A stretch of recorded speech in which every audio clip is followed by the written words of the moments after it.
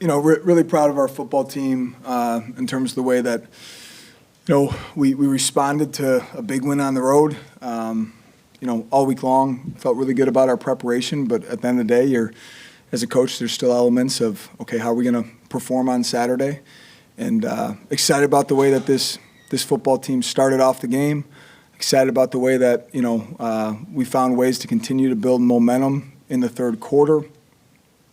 And ultimately, really excited about the way that our defense was able to close out with a shutout. I mean, that's a big deal. And ultimately, we said in the locker room, that's a team shutout. When you win the rushing battle the way that we did today, you win the time of possession battle the way that we did today,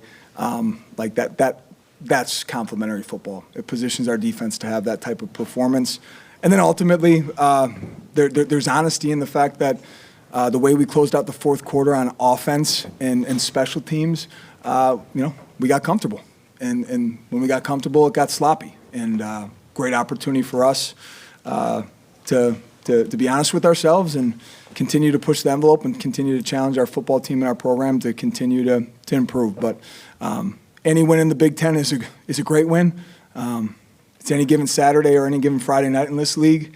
And, really excited to come out with a win and thrilled that we were able to do it while also celebrating our 95 Rose Bowl team. I mean, to see that group out there today after the first quarter and have Coach Barnett and the rest of that crew in attendance, special day for the Cats.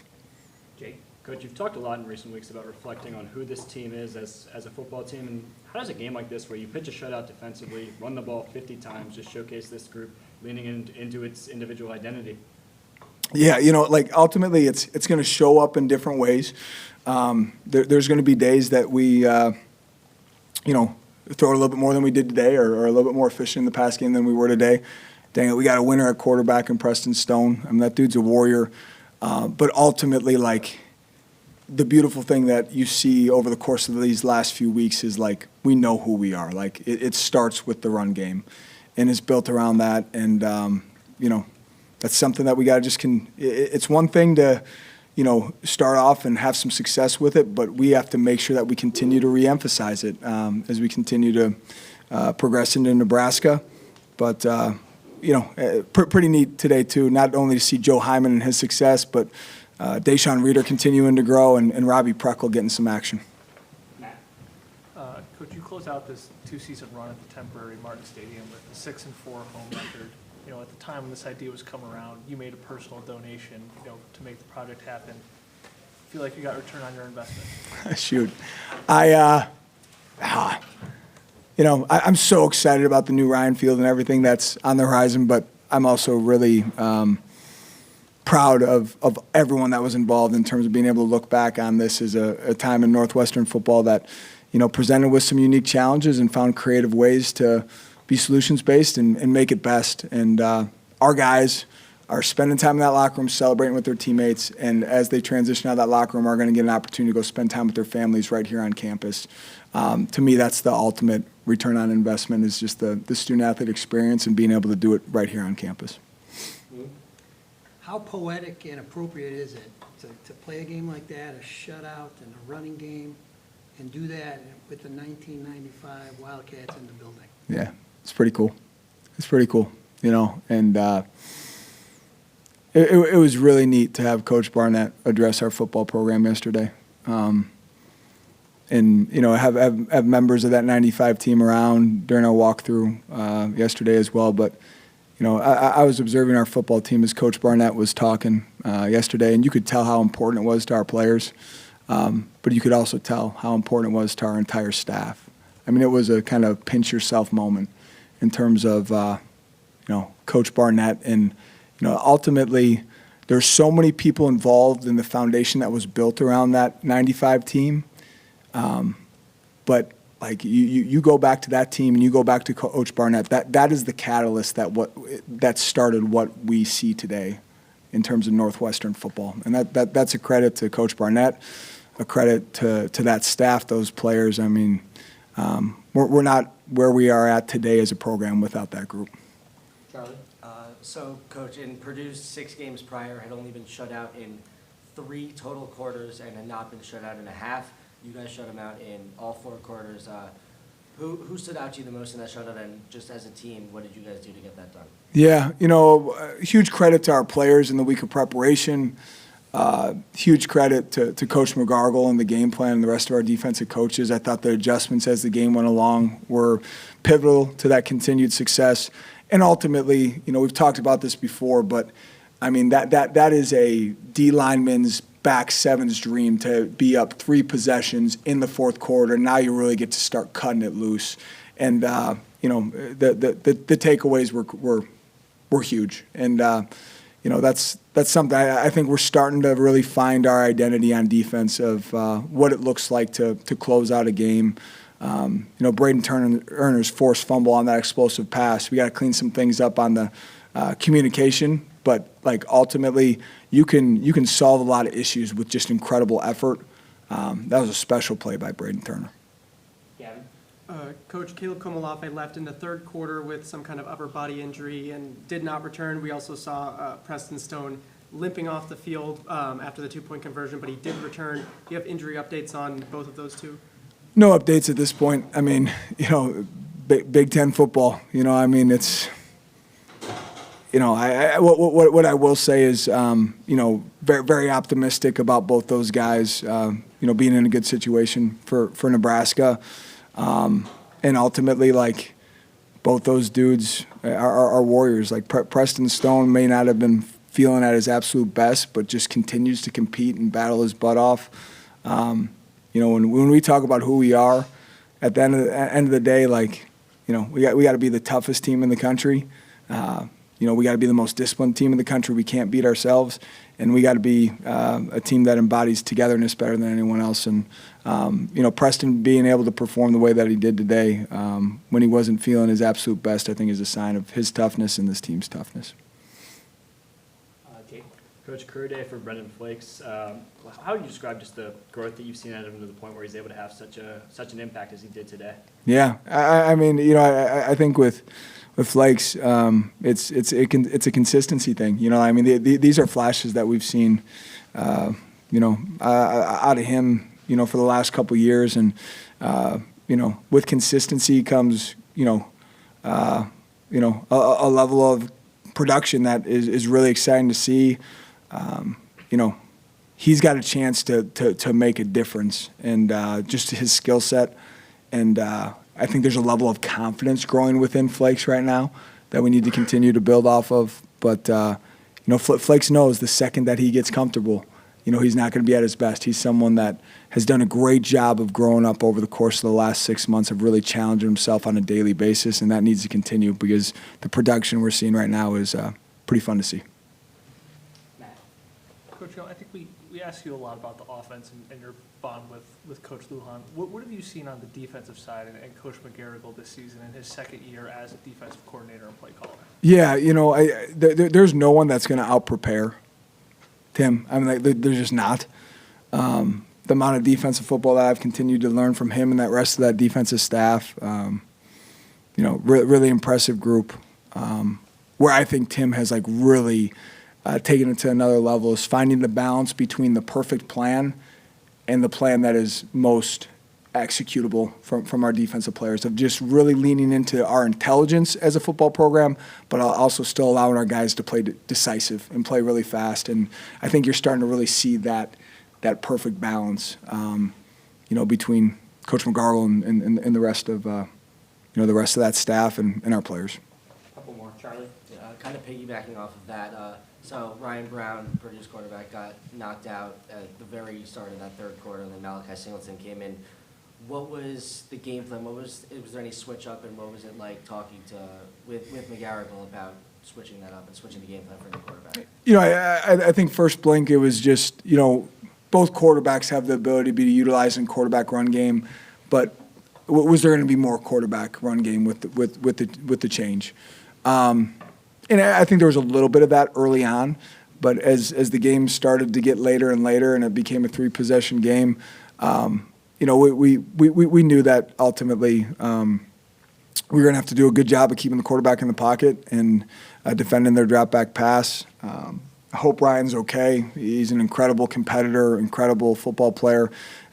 Purdue's got 2 good quarterbacks right now, and it's a credit to our guys that we were able to close out the fourth quarter the way that we were against those guys. Coach, Mack with another pick today.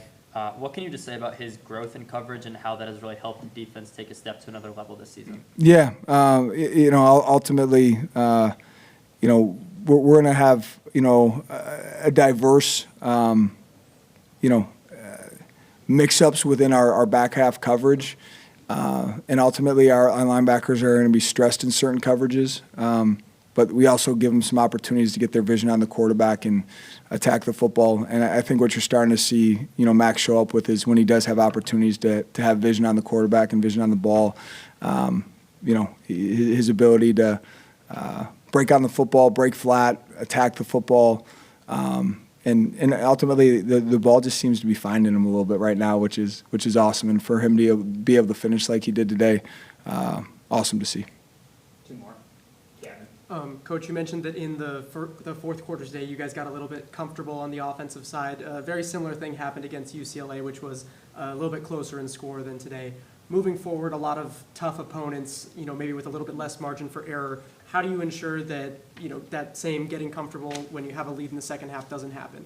Yeah, there's this balance between, okay, you're up a couple possessions. We want to keep the clock running, really lean into our run game. But at what point are you almost becoming passive in your attack and not truly being balanced? Sometimes hard to find. But ultimately, it's an opportunity for us to continue to evaluate and assess, are these things that are communication issues, execution issues?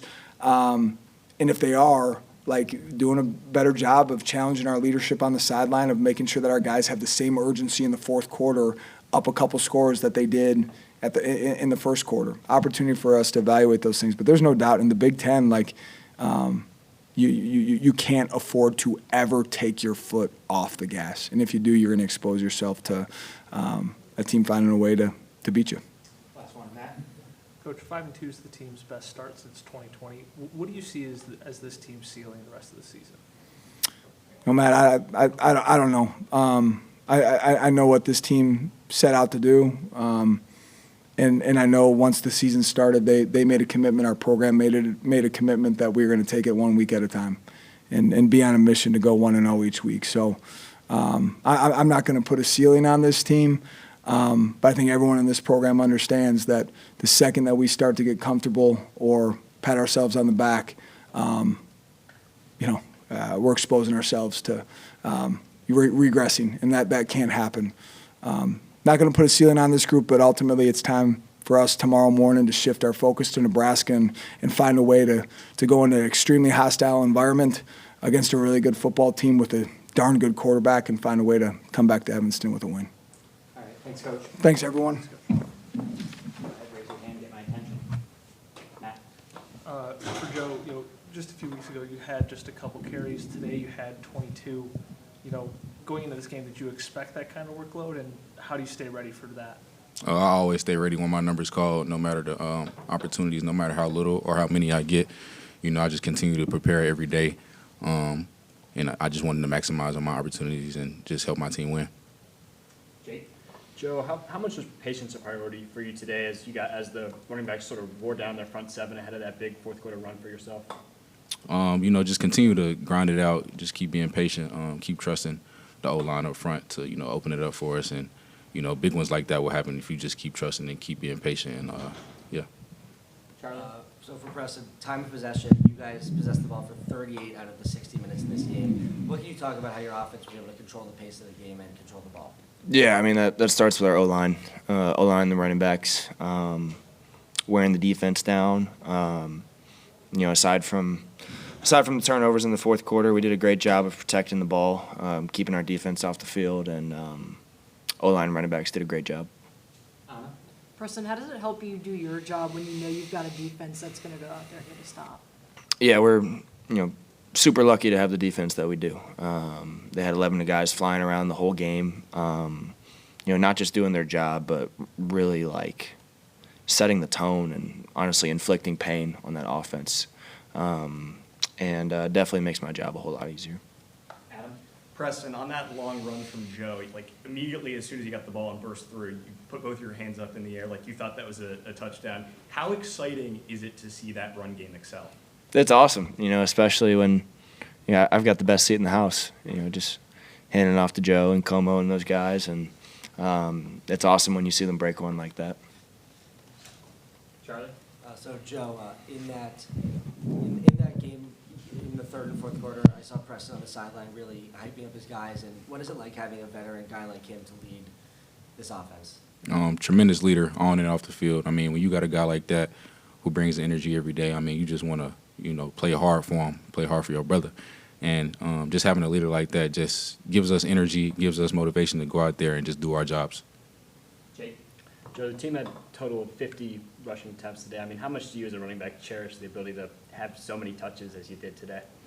I mean, we know who we are. We want to run the football, run behind those big boys up front. We trust those guys, and they trust us. And, when we just get our opportunity, we try to maximize every single one that we have. Matt? For Preston, Coach mentioned that, there may be some things physically you were dealing with. Also looks like you were limping a little bit after that 2-point attempt. Can you just kind of talk about, where your health is at this point? Yeah, just a little banged up from the Penn State game. Nothing that's going to keep me out. Charlie? This could, for both of you, what was it like getting the win, shutout victory, maybe the last game on the Lake Field in front of that Rose Bowl team from 30 years ago? It was incredible. Playing on the lakefront, my first season playing here has been a really cool experience. The most special place to play college football in the whole country, and so especially with it being maybe the last game that we get to play there, it was an incredible experience, and super proud of the way we played. Yeah, Jake? Preston, how did just the success that you guys had on the ground allow you to sort of capitalize through the air today? Yeah, it's kind of the way it's been all year. When we're able to run the ball as effectively as we do, defense can't help but load the box, and that opens up a lot of space downfield. And we were able to capitalize on a few of those today, but I got to do a better job of giving the receivers a better chance. For either of you, what was it like getting to hear from Coach Barnett yesterday? It was truly an honor, getting to hear from him. I mean, he was one of the great coaches in Northwestern's history, and just to hear the wisdom and the gems that he had for us, just to expect victory and to play for each other and to, be player-led and be leaders, something that we try to embody each and every day, and it was awesome to hear from him. Yeah, right here. Yeah, Preston, biggest passing play of the game today was with Hayden. How have you seen your connection with him grow the past couple weeks? Yeah, Hayden's a stud. Composed all the time. Super big target. Very forgiving as a receiver. If that ball doesn't hit him exactly in stride, and that was an awesome play. Really helped set the tone in the first half, and it was awesome to see him make some plays today. Last one, Gavin? For both or either one of you, definitely a strong offensive performance to start. Sputtered a little bit in the fourth quarter. Coach Braun said that you guys got a little bit comfortable. Similar thing happened in the UCLA game. I'm curious, what was your guys' evaluation of the fourth quarter, and how do you ensure that comfortability doesn't happen, moving forward for the rest of the season? Yeah, we just got to keep our foot on the gas for the entirety of the game. I can confidently say in every game we've played this year, there hasn't been a defense that stopped us. If we've stalled out, it's been us shooting ourselves in the foot. So it's great to know that those 40, 50-point games are on the table. We just got to take it. Awesome. Thanks, guys. Braydon Brus, we'll go right into questions for Brendan and Braydon. Yeah, Jake? This goes for either one of you, but how much pride do you take, not only getting a shutout, but doing so against a Big Ten opponent? Obviously there's, a lot of pride there. We know that when all 11 of us on defense are on the same page, we're pretty good. All that takes is just execute and do your job. So I think shutout shows that, that's what we did. We were all on the same page. We executed. We did our jobs. And, it's always good and exciting to not let the other opponent score any points because it makes it a lot easier to win. So. For either of you guys, time of possession was dominated, especially in the first half. How did staying fresh in that first half help you guys close out in the second half of the shutout? Honestly, it was nice to see the offense, having momentum and whatnot. Us as a defense, we were just trying to stay loose because we knew they would need us eventually, and that's what we just stayed focused. Charlie? For either one of you, last 6 possessions for Purdue ended in either a turnover or turnover on downs. How do you think that defense is able to perform so well in high leverage situations like that? Well, ultimately, it comes down to preparation.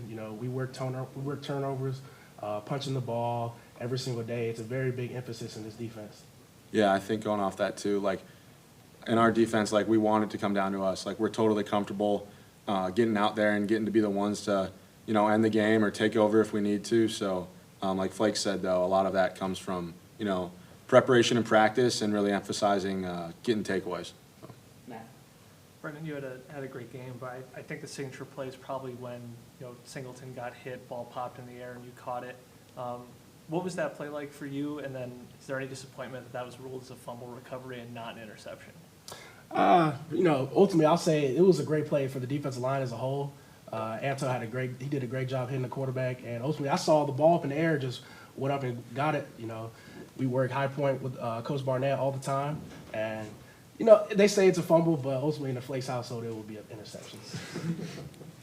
Yeah, Charlie?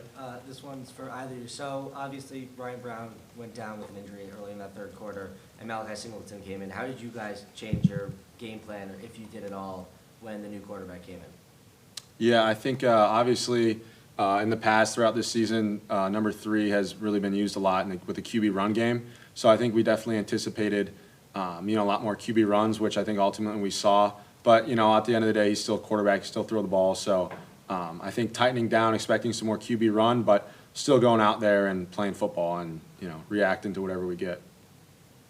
Jake?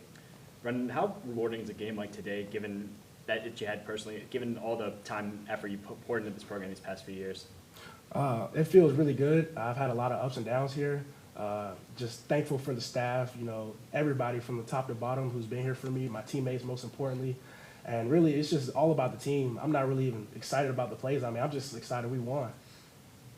Adam? Brendan, you talked about a little bit earlier about how on that fumble recovery, or interception really, how it was just a great play for the defensive line. It felt like in that second half, especially the fourth quarter, the D-line was just having so much fun out there. Like all of you guys were getting to the quarterback. What's that mentality like when everybody is just contributing at that high level? Ultimately, we call ourselves a chain gang. It's everybody eats D-line. We know if we work together, then that somebody will make plays, or we all can make plays. And it was just great, to have fun. It felt like we were just in the backyard balling. Anything else, Steve? Jake? This goes for either one of you, but what was it like to have that type of a defensive performance in front of the 95 Rose Bowl squad? Yeah, I mean, it's awesome. I mean, even just Purdue in general, we knew that they were a really good offense. They're high-powered. They've scored a lot of points this year. They've been able to get a lot of yards on a lot of really good teams. So, yeah, I mean, it's just super cool. Obviously, that 95 team had a really good defense, and it was led by, one of our former coaches, Coach Fitz. And so that was really cool. I think it was a cool moment, and I'm glad that, they got to be there knowing that they, beat Purdue in the Big Ten championship. Super cool. Charlie? So on the road next week, after this pitching the shutout to looking ahead to Nebraska, what are the thoughts there when that offense is also potent and similarly in some ways to Purdue? Do you guys have any prep yet, or are you still waiting for that? I mean, yeah, we're week to week. This week we were all Purdue, so that was our full focus. We watched the game, obviously, last night at the hotel. We were all watching. They're a good offense. Purdue was a good offense, so I think it's going to be a lot of the same. We're going to attack it the same way each week. We're going to enjoy this win tonight, and tomorrow really going to start locking in for them. So, Anything else? Awesome. Thanks, guys. Hey.